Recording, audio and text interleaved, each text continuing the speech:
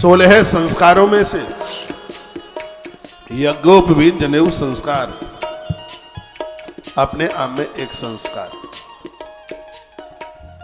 मैं प्रसंग में आपको लेकर के आ रहा हूं। सत्राजित ने मणि भगवान को नहीं दी।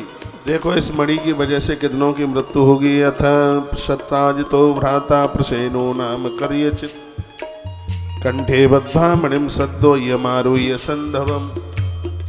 उन्होंने अपने भाई को वह मणि दे दी जिसका नाम प्रसेन था। वो मणि बांध करके चला, वन में गया। जंगल में एक सिंह मिला, शेर ने प्रसेन को मार डाला। एक की मृत्यु हो गई क्योंकि मणि भगवान के काम नहीं आई इसलिए। और वह सिंह उस मणि को लेकर के आगे के लिए चला। रास्ते में एक रीछ से मुलाकात हुई और उसमें रीछ और सिंह के युद्ध में शेर मारा गया और रीछ उस मणि को लेकर के गुफा में घुस गया। भगवान श्री कृष्ण द्वारका के लोगों को लेकर के गए खोज में। प्रसेन की डेड बॉडी मिल गई। भगवान के ऊपर झूठे केस लगा दिए गए, मर्डर केस। परमात्मा गुफा में अंदर घुस गए। द्वारका के जितने भी लोग थे वो सब वापस आ गए और उन्होंने कह दिया कि कृष्ण की मृत्यु हो गई। शब्द सुन करके वसुदेव जी महाराज बहुत ज्यादा रोए, बहुत भारी रुदन किया। जब उनकी आंख में बड़ी जोर से आंसू थे,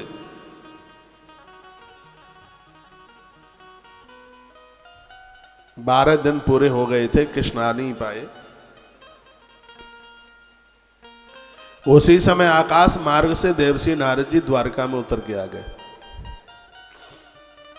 वसुदेव जी ने नारद जी को देखा।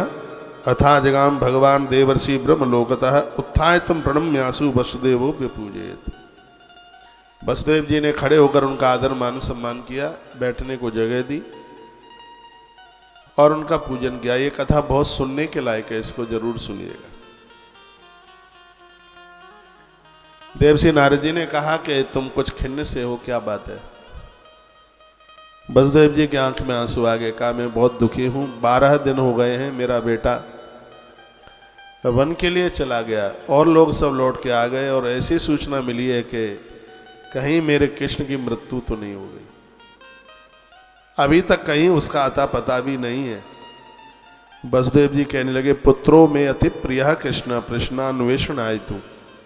प्रसेन की खोज में निकला था। पौरे साकम वनम गत्वा नीतम च तथैक्षत।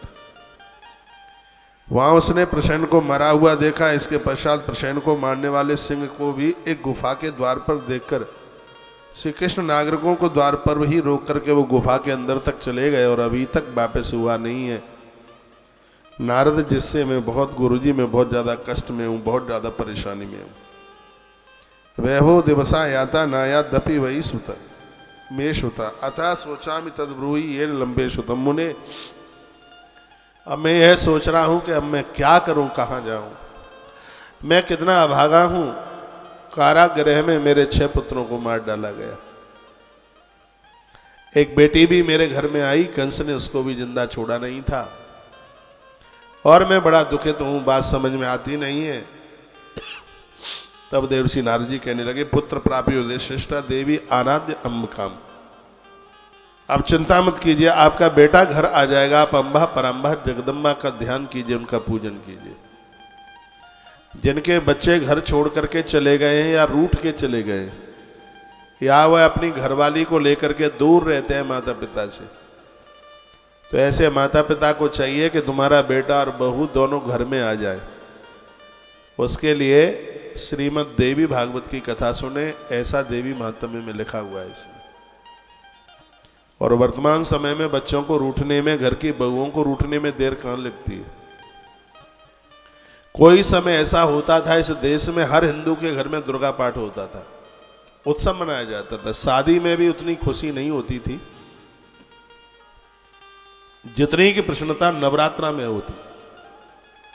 आज भी कलकत्ता की तरफ, पश्चिम बंगाल की तरफ चले जाएं तो नवरात्रा में पूरा शहर मां भगवती के गुणान वादनों में रंगा हुआ दिखाई देता है।